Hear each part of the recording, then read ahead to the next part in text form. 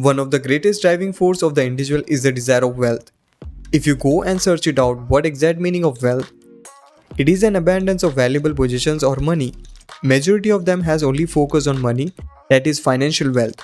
To pursue this, many wars have been fought and millions of life has been lost from ancient era. Even every aspect of modern life is under its spell. But wealth and money means different things to different people and they serve different purpose.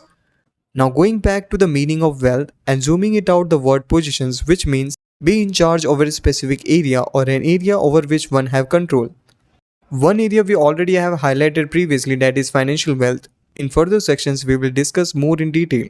So there is basically hierarchy of different types of wealth and each wealth has its own significance and values, which is placed according to its power spoken by the god.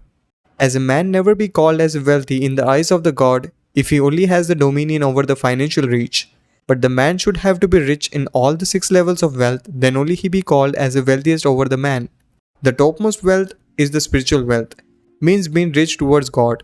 If your life has not tasted the essence of spirituality, even though if you have $1 billion in the bank you are still be poor. Spiritual wealth never comes from outside, it is always hidden in the deepest heart of every individual and that is the biggest treasure a man can find throughout his whole lifetime. And that treasure is nothing but the unconditional love, peace, joy and happiness being blessed in one's eternity. Eternity is the relationship between the soul and the creator. If that is not in order, you will always feel miserable. In the Gospels of the Mark it is written that, "For what does it profit a man to gain the whole world and lose his own soul?" So you want to focus on wealth in your spirit life that will enhance your life into something positive. In simple word, it's all about making a conscious effort to stay balanced and grateful for what you have and not taking anything for granted. 2. Intellectual wealth. If a man have $1 billion in the bank but don't have the intelligence to invest it, don't have the knowledge to multiply it, then he still be called as a poor. Solomon was a wise king. When God asked him, "What do you want? I will give you anything you want." Solomon did not ask for money.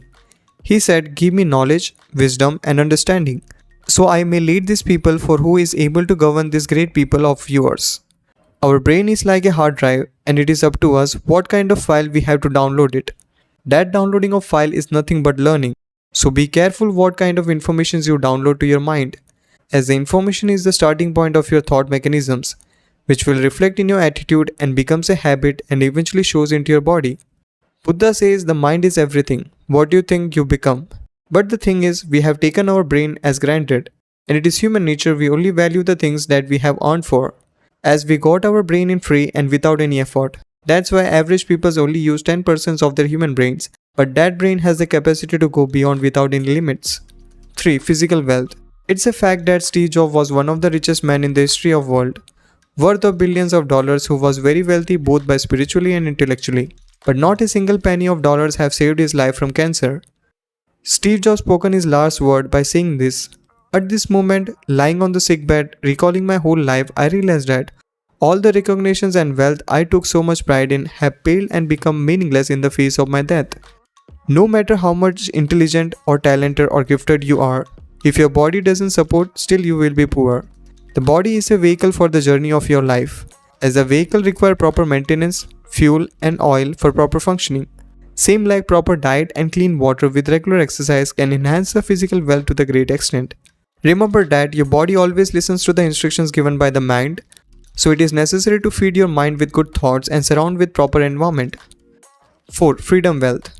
If you love life, don't waste time, as life is based on time and it is finite and guarantee that it will not come back. It is possible to regain the money once it's lost, but if the time is lost, then it is impossible to get back. Time wealth is the freedom to choose how and where you spend your time according to your interest. It can be nurture those relationships with family or friends or pursue your passions in life. Majority are busy trying to achieve financial wealth by doing 2 or 3 jobs. But the fire community are smarter and understand that time is a finite resource. But wait, you may think that fire community means firefighters? No. Fire community means becoming financially independent and retire early. This results in time wealth because you no longer trade your life hours for money. 5. Financial wealth. This measures how much liquidity or assets someone has accumulated, and most people in our society are working towards it. Well, it makes life easier and more comfortable and give an access to buy the things you desire. Now, if you see the graph between a rich and poor, there will be a huge difference, as both of them are motivated towards working for the same purpose to achieve the financial wealth. So what is the real difference? The only difference between is that rich people thinks while poor works. Yes, they think that everything is temporary, even their jobs, business, and never sustain in one source of income. But they think 3 moves ahead to multiply the source of income. That's how they can leverage their time to work over the different areas of wealth. 6. Social wealth. It is necessary to become wealthy in relationship with your family, friends, or in community, which means you must be rich in the area of influence where you can bring change in the community. It can be do that by making yourself valuable and able to improve the life of the other people.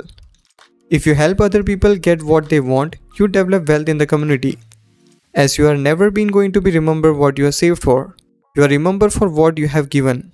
We don't remember Steve Jobs for billions of dollars, we remember the iPhone he has given. So don't only focus on material wealth, focus on wealth in this area and you will never be forgotten. Give a burst in the comment section to let me know which area you are wealthy.